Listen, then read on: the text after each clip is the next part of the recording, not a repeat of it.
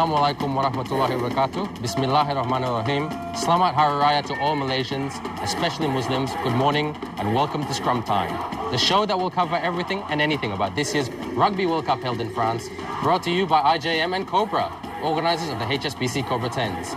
I'm your host, Ben Ibrahim, and ladies and gentlemen, we at Scrum Time and NTV7 are lost for words on how France lost to England last night, 14 points to 9. The big question is whether Argentina can do it to the Springboks in semi-final 2 live from the Stade de France. I personally don't think so. I personally hope not. But here to tell us otherwise is NTV7's rugby pundits and experts. I'd like to welcome back to the show the lady on my left, who is the most insightful rugby pundit in all the land, Dr. Maura Robertson.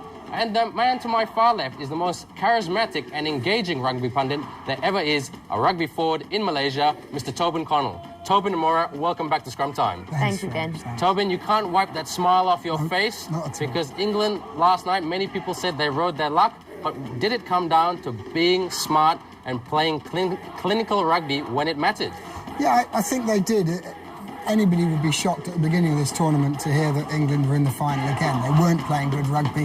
They started playing good rugby. And there's still a way to go, but they've started to play, as you say, a clinical game, and they've played smart rugby. They're really thinking about what they're doing, and they took it to the French, and credit to them. France just couldn't quite make it. They nearly scored a great try, just didn't quite make it. But the English defence was solid, wasn't it? It's superly solid. I think bar that one, and even that one break, they offloaded to Chabal, and he still couldn't break the line from 5 metres out.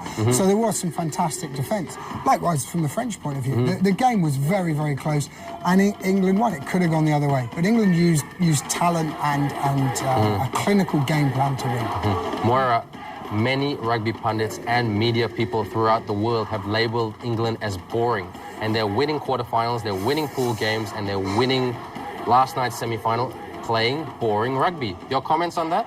Well, Ben, if we look at the style in which they were playing, it can come across as quite boring. But what they're looking at is it's basic rugby that they're playing. So going back to the simple stuff. That's it. Keeping it